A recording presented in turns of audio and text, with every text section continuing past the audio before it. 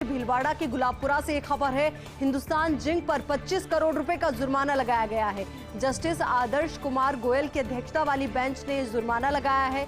हुडा, आगुचा, कोटड़ी, बडला, अमरतिया, रामपुरा, भोजरास, कोठिया के ग्रामीणों ने की शिकायत। एनजीटी और राजस्थान राज्य प्रदूषण नियंत्रण बोर्ड की संयुक्त जांच कमेटी ने सौंपी थी रिपोर्ट। गत वर्ष सौंपी थी संयुक्त जांच कमेटी ने ये रिपोर्ट में दूषित पानी की वजह से बताया गया फसलों में खराबा।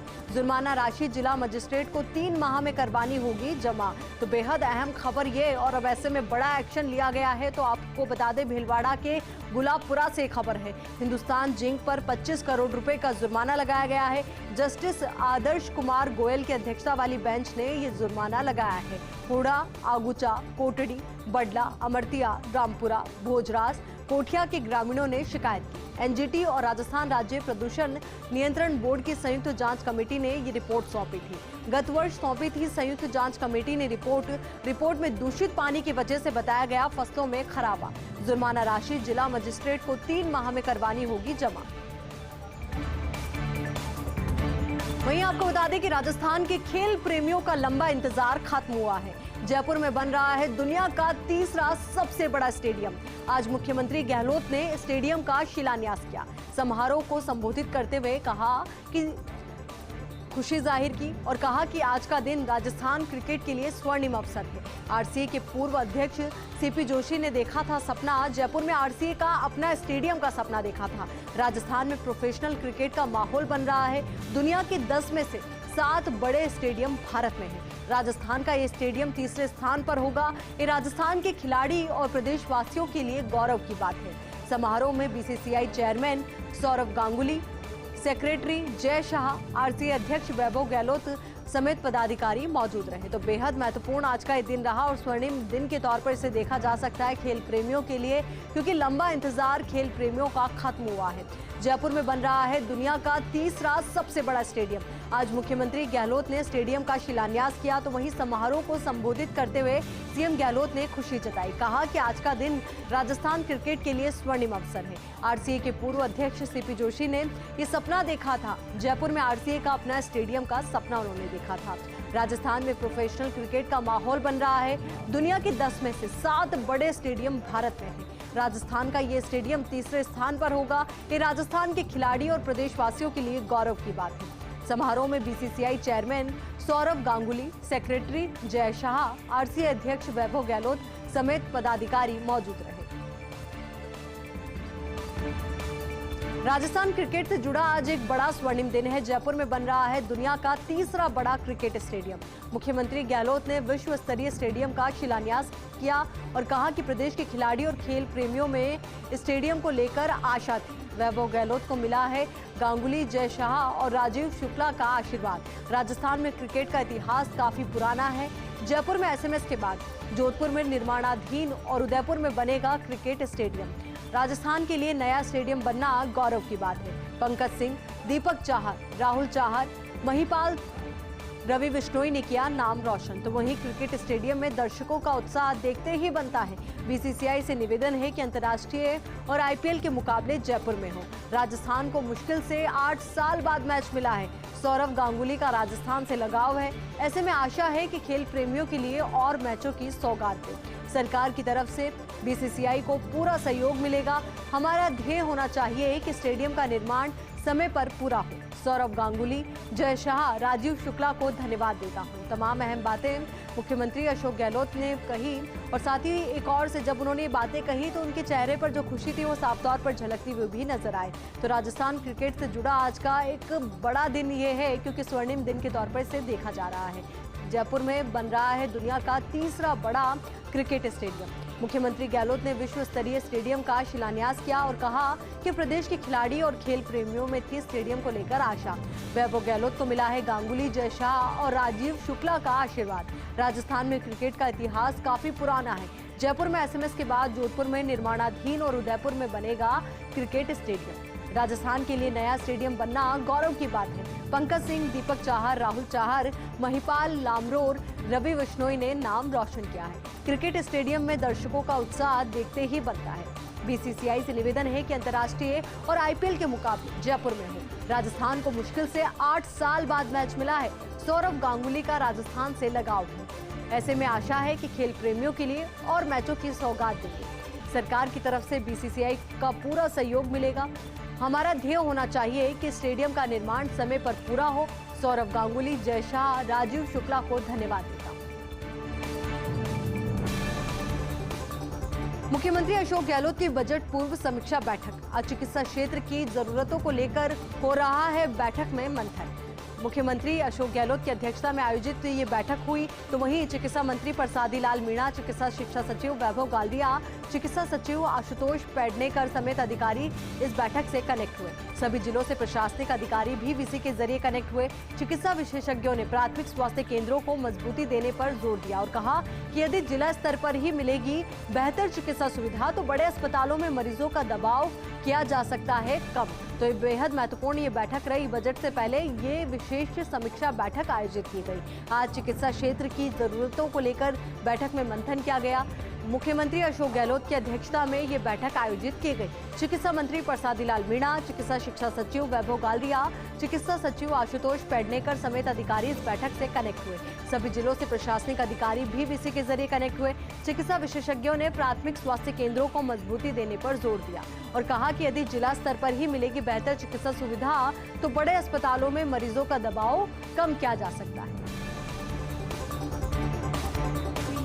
तो वहीं ऊर्जा विभाग में बड़े बदलाव के संकेत मिल रहे हैं। जयपुर समेत तीनों डिस्कॉम में प्रशासनिक मुखिया से जुड़ी बड़ी खबर है।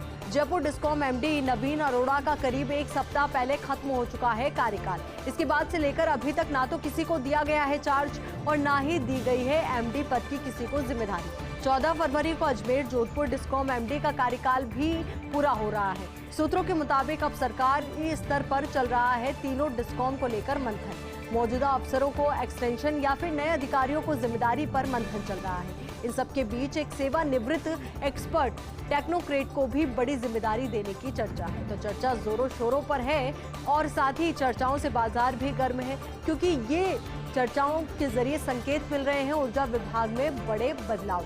तो आपको बता दें कि जयपुर समेत तीनों डिस्कॉम में प्रशासनिक मुखिया से जुड़ी ये खबर है। जयपुर डिस्कॉम एमडी नवीन अरोड़ा का करीब एक सप्ताह पहले ही कार्यकाल खत्म हो चुका है। तो इसके बाद से लेकर अभी तक ना तो किसी को चार्ज दिया गया है और ना ही एमडी पद की किसी को जिम्मेदारी दी गई है। 14 फरवरी को अजमेर जोधपुर डिस्कॉम एमडी का कार्यकाल भी पूरा हो रहा है।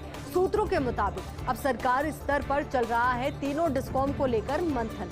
मौजूदा अफसरों को एक्सटेंशन या फिर नए अधिकारियों को जिम्मेदारी पर मंथन जारी है। कोशिश और कवायद इसी को लेकर है कि या तो मौजूदा जो अफसर हैं उनको एक्सटेंशन दिया जाए या फिर नए अधिकारियों को जिम्मेदारी दी जाए।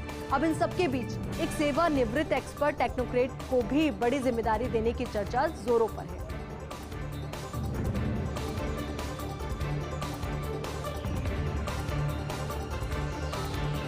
आगे बढ़ते और आपको बता दें कि रीट पेपर लीक मामले में खुलासा हुआ है। शिक्षा संकुल से सब ट्रेजरी भेजने के दौरान ही गायब हुआ था पेपर।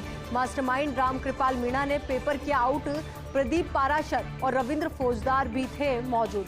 स्ट्रॉन्ग रूम में 2 लॉक में से एक चाबी थी रविंद्र फौजदार के पास, दूसरी चाबी थी दूसरे कोऑर्डिनेटर बीएस बेरवा के पास। पाराशर ने लॉक खुलवाकर बेरवा को भेजा दूसरे काम पर। इसी दौरान रामकृपाल ने पेपर कर दिया गायब।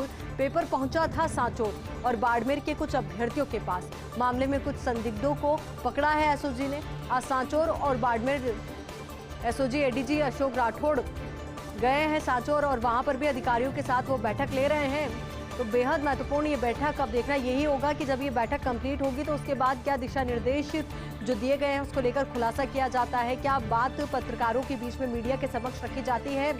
तो ये बड़ा अपडेट आपको बता रहे रीट पेपर लीक मामले से जुड़ा हुआ।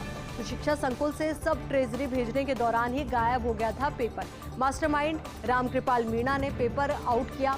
प्रदीप पाराशर और रविंद्र फौजदार भी थे मौजूद। स्ट्रॉन्ग रूम में 2 लोक में से एक चाबी थी रविंद्र फौजदार के पास, दूसरी चाबी दूसरे कोऑर्डिनेटर बीएस बेरवा के पास थी। पाराशर ने लॉक खुलवाया और बेरवा को दूसरे काम पर भेज दिया। इसी दौरान रामकृपाल ने पेपर गायब कर दिया। पेपर पहुंचा था सांचौर और बाड़मेर के कुछ अभ्यर्थियों के पास। मामले में कुछ संदिग्धों को पकड़ा है एसओजी ने। तो वहीं सांचौर और बाड़मेर में एसओजी एडीजी अशोक राठौड़ लगातार बैठकों का दौर जारी रखे हुए हैं ताकि जल्द से जल्द तमाम पहलुओं का खुलासा हो सके। रीट पेपर लीक मामला, आरोपी लेक्चरर उदाराम बिश्नोई सस्पेंड हो गया है। उदाराम बिश्नोई के बर्खास्तगी की तैयारी है। प्रकरण में 3 अनुपस्थित शिक्षक भी एसओजी के रडार पर हैं। मामला खुलने के बाद से तीनों शिक्षक भूमिगत चल रहे हैं। राजकीय उच्च माध्यमिक विद्यालय सूराचंद के लेक्चरर शैतान सिंह राजपूत, राजकीय उच्च माध्यमिक विद्यालय राहा के चुन्नीलाल बिश्नोई, राजकीय उच्च प्राथमिक विद्यालय धर्माणियों की ढाणी फागोतार के प्रबोधक छत्राराम पुरोहित भूमिगत हुए हैं। एसओजी ने निदेशक से इनकी अनुपस्थिति का पूछा है कारण। तो इनके एब्सेंट का कारण एसओजी ने निदेशक से पूछा है कि क्या वजह है कि अंडरग्राउंड हो गए हैं। तो आपको बता दें कि रीट पेपर लीक मामले से जुड़ी एक खबर है। आरोपी लेक्चरर उदाराम बिश्नोई सस्पेंड हो गया है। उदाराम बिश्नोई के बर्खास्तगी की तैयारी है। प्रकरण में 3 अनुपस्थित शिक्षक भी एसओजी के रडार पर हैं। मामला खुलने के बाद से तीनों शिक्षक अंडरग्राउंड चल रहे हैं। राजकीय उच्च माध्यमिक विद्यालय सूराचंद के लेक्चरर शैतान सिंह राजपुरोहित, राजकीय उच्च माध्यमिक विद्यालय राहा के चुन्नीलाल बिश्नोई, राजकीय उच्च प्राथमिक विद्यालय धर्माणियों की ढाणी फागोतार के प्रबोधक छत्राराम पुरोहित भूमिगत हुए हैं। एसओजी ने निदेशक से इनकी एब्सेंट का रीजन पूछा है। आईसीएआई की सेंट्रल रीजनल काउंसिलिंग का क्षेत्रीय सम्मेलन को मुख्यमंत्री अशोक गहलोत ने किया संबोधित। कहा, वर्तमान समय में देश में सीए की भूमिका बहुत महत्वपूर्ण है। आपको अपनी साख बनाए रखने के लिए सतत प्रयास करने होंगे। यूपीए सरकार के समय कैग विनोद राय ने जिस तरह के झूठे आरोप लगाकर 1,76,000 करोड़ के घोटाले की बात कही थी, उससे सरकार की इमेज को बड़ा नुकसान हुआ था। बाद में उन्हें माफी मांगनी पड़ी, अपने आरोपों को साबित नहीं कर सके, लेकिन उससे यूपीए सरकार की इमेज खराब हो गई। जनता में गलत मैसेज गया, यूपीए सरकार चली गई। इसलिए आपको अपने इस कार्यक्रम में ऐसे फैसले करने चाहिए जिनके दूरगामी परिणाम देश के हित में हो। गहलोत ने कहा, देश के पूर्व राष्ट्रपति अब्दुल कलाम ने कहा था कि सीए देश के निर्माण में बड़े योगदान देने वाले होते हैं। तो तमाम अहम बातें कही गई और तमाम अहम बातों के जरिए एक बहुत बड़ा मैसेज कन्वे करने की कोशिश भी यहाँ पर। तो आईसीएआई की सेंट्रल रीजनल काउंसिलिंग का क्षेत्रीय सम्मेलन आयोजित हुआ। सम्मेलन को मुख्यमंत्री अशोक गहलोत ने संबोधित किया और कहा कि वर्तमान समय में देश में सीए की भूमिका बहुत महत्वपूर्ण है। आपको अपनी साख बनाए रखने के लिए सतत प्रयास करने होंगे।